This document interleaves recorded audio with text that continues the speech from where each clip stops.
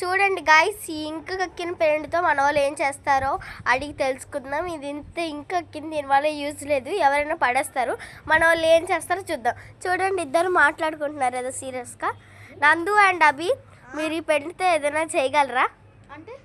అంటే మీకు నచ్చింది, అంటే మీకు తెలిసింది ఇలాగా దీని మీరు ఏదైతే చేస్తారో మంచిగా, దానికి నేను 100 రూపీస్ ప్రైజ్ మనీ ఇస్తా. ఫస్ట్ ఇది గెలవాలి, అప్పుడే ఇస్తా. ఫస్ట్ ఇది చేయాలి, అప్పుడే ఇస్తా. స్టార్ట్.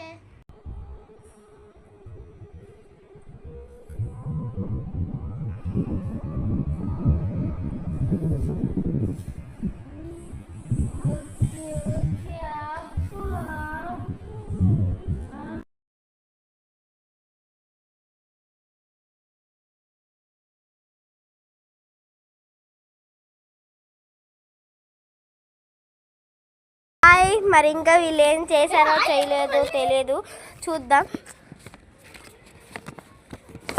ఇదిగోండి మనం ఇచ్చే 100 రూపీస్ ఇవి, ఇగోండి దీంట్లో పెట్టేస్తున్నా.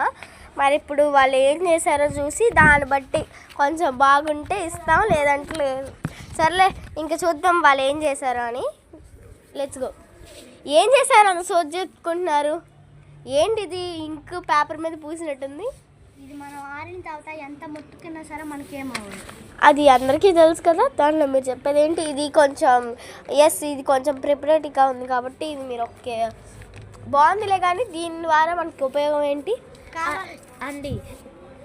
దీంతో మనము అంటే ఒక పెన్ని ఎన్ని రకంగా ఇంకుని సపరేట్ చేస్తామని ఇది ఇంకో పాయింట్. మనం దీన్ని అట్లా తీసుకొని ప్రాంక్ కూడా చేయొచ్చు మీ ఫ్రెండ్స్ మీద. కానీ ఇంక పడిపోతుంది అని అనుకోమాకండి. ఇది ఆరిన తర్వాత చేయండి. ఆరిన తర్వాత చేయకపోతే మరి ఇప్పుడు ఆరిందా? ఆరింది.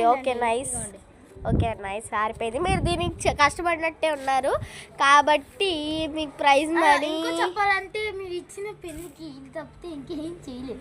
అసలు ఎక్కువగా చేస్తాం. సరే అండి, ఏం చేస్తారు?